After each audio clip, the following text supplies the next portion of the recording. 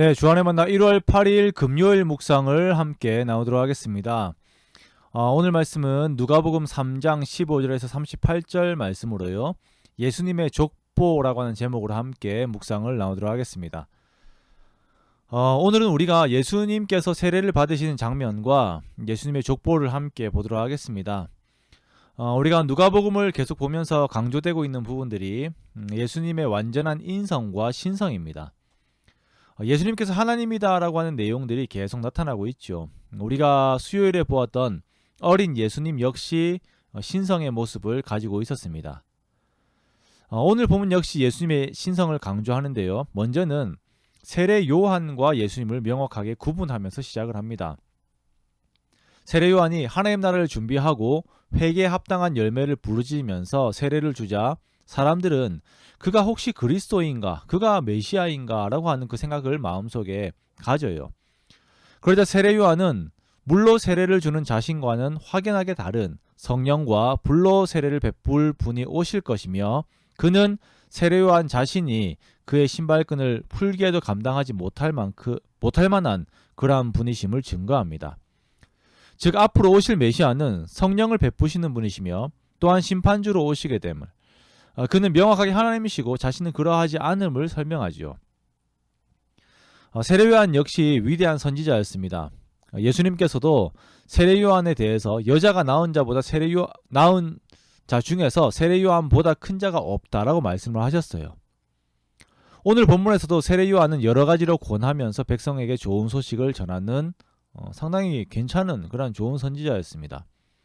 그의 심중이 곧아서 당시 분봉왕 헤롯에게 책망을 할 정도였습니다. 그러나 그러한 세례 요한이라 하더라도 예수님과는 완전 다른 신분이었습니다. 예수님은 다른 분이었어요. 예수님은 이러한 선지자 중 하나가 아니었습니다. 그것을 보여주는 것이 오늘 이 세례 사건과 예수님의 족보입니다.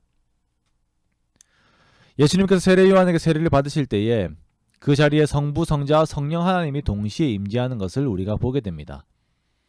성자 하나님이 서 계신데 성령 하나님이 비둘기 같은 형체로 예수님의 위에 강림하시고 하늘로부터 성부 하나님의 소리가 나기를 너는 내 아들이라 내가 너를 기뻐하노라 라고 하는 음성이 들립니다.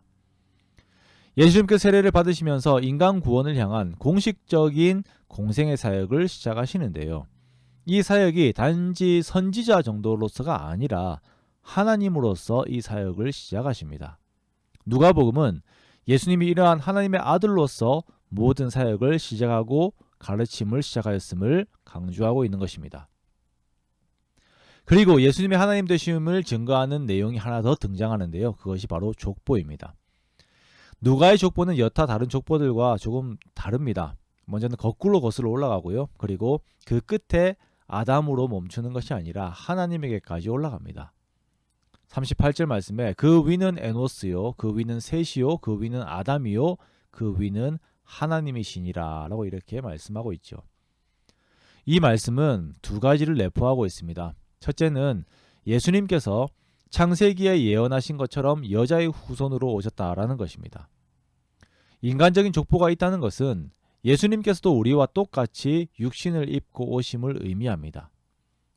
영으로서 계셨던 것도 아니고 갑자기 하늘에서 내려오신 것도 아닙니다.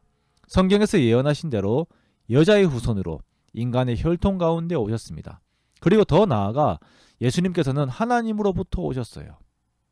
원래 인간의 족보는 아담 위로 올라갈 수가 없습니다. 왜냐하면 아담은 지음을 받은 존재로 피조물이지 하나님을 아버지라고 실제적으로 칭할 수 있는 관계는 아니기 때문입니다. 그리고 또한 아담이 범죄함으로 인하여서 하나님과의 관계가 끊어졌어요. 그러므로 아담으로부터 시작한 자들은 하나님의 신성을 가질 수가 없습니다. 그러나 예수님은 하나님으로부터 시작하신 참 하나님이십니다. 완전한 인간 그리고 완전한 하나님으로 이 땅에 오신 것입니다.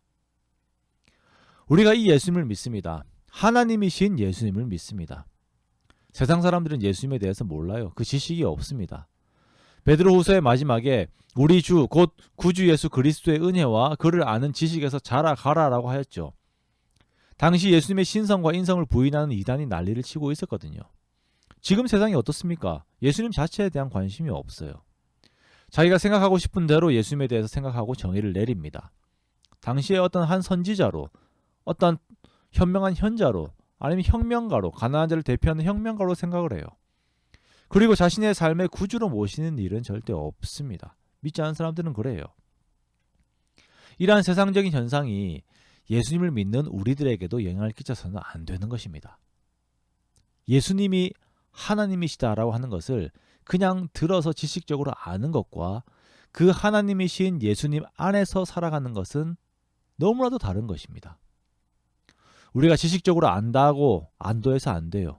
정말 그 하나님 되신 예수님 앞에서 정말 내 자아를 내려놓고 예수님께 구하고 그 능력을 의지하고 기도하면서 그 성품을 의지하는 것, 그 성품을 닮아가는 것, 매 순간을 주님과 함께 동행하고 있는가 그렇지 않은가를 돌아보면서 주님을 의식하는 것을 놓치지 않으려 애를 쓰는 우리의 삶이 되어야 하는 것입니다.